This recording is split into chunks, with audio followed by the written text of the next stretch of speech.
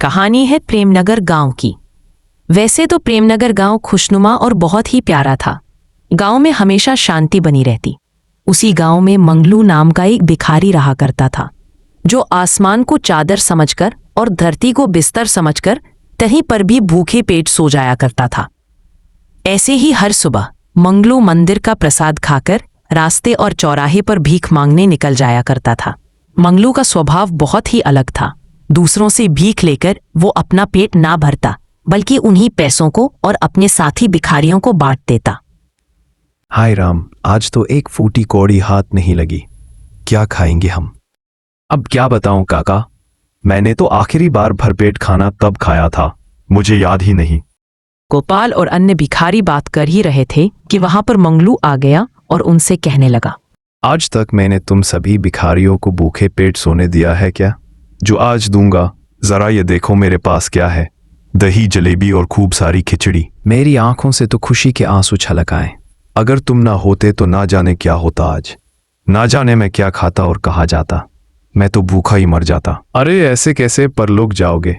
पहले इसी धरती पर स्वर्ग का आनंद ले लो, ये खिचड़ी और दही जलेबी खाकर। सारे भिखारियों ने मिलकर जमकर और बड़े ही चाव से खिचड़ी, दही और जलेबी खाई और सब आराम से सो गए। जैसे ही सुबह हुई, गोपाल काका, रमेश, कहाँ हो तुम सब? काका काका रमेश, कहाँ गए तुम दोनों? अब मैं किसके साथ भीख मांगूंगा? वो दोनों चोर थे, उन्हें जेल में डाल दिया गया। सुबह सुबह ही पुलिस आई और उन्हें उठाकर ले गई जब तुम गहरी नींद में थे। ये कैसा भद्दा मजाक है?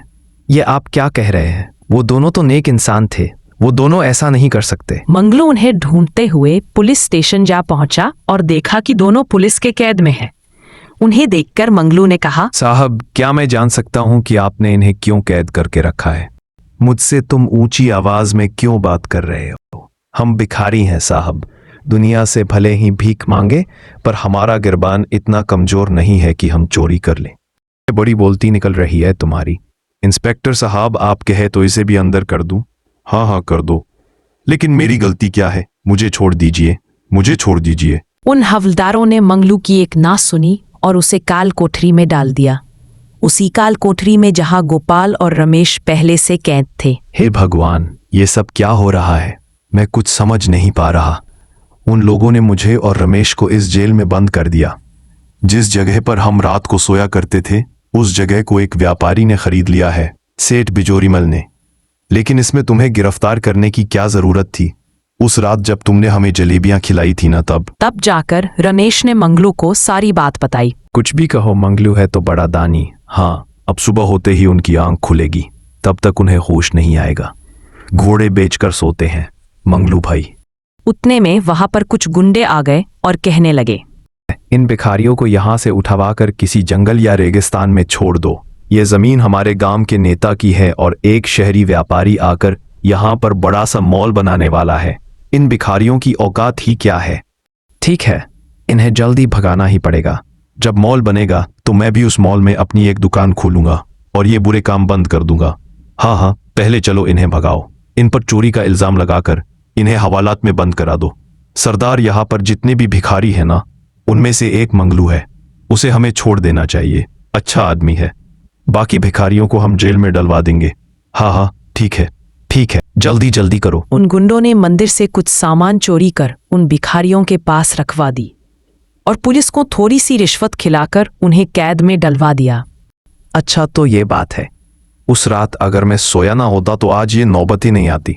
सब मेरी ही गलती है। मंगलू उन भिखारियों के साथ फूट फूट कर रोने लगा। मत रो मंगलू भाई, हो ना हो, ये सब हमारे किसी पाप का नतीजा है। जो भी हो, अब हम बाहर कैसे जाएंगे ये सोचिए। इस जेल में सिर्फ एक बल्ब है जो दिन में भी जलता है। सब तोड़ दूंगा जेल के अंदर में। उस वक्त रमेश ने एक लकड़ी उठाई और उस जलते हुए बल्ब में दे मारी। उस लकड़ी के प्रभाव से बल्ब फूट गया और उसमें से एक रोशनी निकली। वो रोशनी सारे कैदियों को एक नई दुनिया में लेकर चली गई, जहां उन्होंने देखा कि पहले से ही वहां पर कई सारे कैदी मौजूद थे।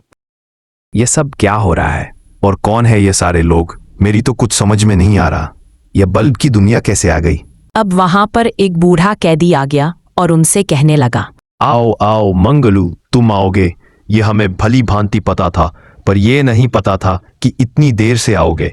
आपको मेरा नाम कैसे पता और आप कौन हैं? ये सब हो क्या रहा है? आप हमारे बारे में इतना सब कैसे जानते हैं? इस बल्ब की दुनिया से जेल बड़ा अच्छा दिखता है। जेल में जितने भी बल्ब है सब कैमरा जैसे काम करते हैं। हम यहाँ बैठकर जेल की सारी बातें सुन और देख सकते हैं। यहाँ से निकलने का कोई तो रास्ता होगा। हम भी यहाँ पिछले हफ्ते से कैद हैं। ये ग्रहों का हेर फेर है। जब भी ग्रहों से कोई खेलता है बल्ब का दरवाजा खुल जाता है और ऐसी घटनाएं घटित होती हैं। इसका एक ही उपाय है। आप सबको बाहर निकालने के लिए मैं कुछ भी करने को तैयार हूं। बताइए क्या करना है? इसके लिए तुम्हें जेल के सारे बल्ब फोड़ने होंगे। इतना कहकर बूढ़ा कैदी उन्हें जादुई बल्ब के पास लेकर चला गया। यह इतना बड़ा बल्ब, इससे हम कैसे आजाद होंगे? इस बल्ब को वही तोड़ सकता है जिसने कभी कोई पाप ना किया हो और दिल का बड़ा सच्चा हो और दयालु भी हो। यह काम तो मुझसे अच्छा कोई नहीं कर सकता। मैं इस बात की गारंटी देता हूं। चलो हटो। किसी की ना सुनकर रमेश ने एक लकड़ी उठाई और ना आओ देखा ना ताव, और वो उस बल्ब को फोड़ने के लिए आगे बढ़ गया। लेकिन उस जादुई बल्ब का करंट इतनी तेज था कि रमेश की हालत खराब हो गई और उसे जोरदार करंट लगा। अरे बाप रे, अरे भगवान रे, करंट लग गया मुझे। रमेश को इतना जोर का झटका लगा कि सारे डर गए और रमेश दूर खड़ा हो गया। तभी उस विशाल बल्ब से आवाजें आईं। प्रकृति के विरुद्ध कोई नहीं जा सकता। यह बल्ब बहुत बड़े पुजारी की है, जिसने जेल में निर्दोष होकर सजा काटी थी। इस बल्ब को मैं फोड़ूंगा और सबको यहाँ से आजाद करूंगा। इतना कहते ही रमेश के हाथों से लकड़ी लेकर मंगलू उस बल्ब के करीब पहुंच गया और बड़ी जोर से लकड़ी लेकर उस बल्ब पर दे मारा। जैसे ही लकड़ी बल्ब पर लगी वो बल्ब फूट गया और उसमें से एक कैदी की आत्मा निकली और कहने लगी, धन्यवाद मंगलू, तुमने और तुम्हारे साथियों ने हमें आजाद किया है। तुम्हारी तरह ही मैं भी बेगुनाह था और मुझे जेल में डाल दिया गया, और मेरे ही श्राप के कारण सारे जेलवासी इस बल्ब की दुनिया में आ गए। लेकिन आपको सबक सिखाना ही था तो उन्हें सिखाना था ना जिन्होंने यह पाप किया, ना कि निर्दोष कैदियों को। इसके पीछे का कारण यह है कि मैं तुम्हें यह बल्ब देना चाहता था। इस बल्ब से तुम असली दुनिया में जाकर जो चाहे वो कर सकते हो। उस आत्मा ने मंगलू को एक बल्ब दी और उसके बाद वो आत्मा वहां से गायब हो गया और सारे ही दोबारा जेल में आ गए। तब मंगलू ने कहा, हमें एकजुट होकर रहना होगा। इस जेल से निकलना ही होगा। जैसे ही बल्ब जला सारे जेल के दरवाजे अपने आप खुल गए। ये देखो, जेल की सारी सलाखें खुल चुकी हैं। हमें यहां से अब भागना चाहिए। सही कहा रमेश बेटा तुमने। चलो जल्दी चलो। सारे कैदी जेल से भाग रहे थे। तब उन्होंने देखा कि सारे घूसखोर पुलिस वाले एक तरफ एक बड़े से जेल में कैद हैं। इस मौके का फायदा उठाकर रमेश, मंगलू और गोपाल काका वहां से फरार हो गए। इन्हें छोड़कर यहां से निकल चलो, वरना दूसरी विपदान पड़ेगी। मंगलू और उसके साथी भिखारी वहां से भागकर दोबारा उसी मंदिर के पास आ गए जहां सारा कारनामा हुआ था। उन्होंने वहां देखा कि एक बहुत बड़ा नेता वहां अपने गुंडों को लेकर खड़ा है। अब तुम सब कहां भागोगे? इस जगह पर हम एक नया मॉल बनाने वाले हैं। मुझे पहले से पता था कि आप सब इस जगह के पीछे पड़े हैं, लेकिन ये जमीन ना तो आपकी है और ना ही सरकार की। इतना कहते ही मंगलू ने अपने झोले से जादुई बल्ब को निकाला और उस बल्ब को जमीन पर रख दिया। जैसे ही बल्ब जमीन पर रखी गई, जादुई बल्ब एक बल्ब रेस्टोरेंट में परिवर्तित हो गई। सारे भिखारी यह मंजर देखकर दंग रह गए। ये सब क्या हो रहा है? ये बल्ब के आकार का रेस्टोरेंट कहां से आ गया? जवानों, जाओ और इस रेस्टोरेंट को तोड़ डालो। इस जगह पर सिर्फ और सिर्फ हमारा अधिकार होना चाहिए। जी सरदार, ऐसा ही होगा। जैसे ही गुंडे उस बल्ब के रेस्टोरेंट को तोड़ने गए, उन्हें एक जोरदार बिजली का झटका लगा।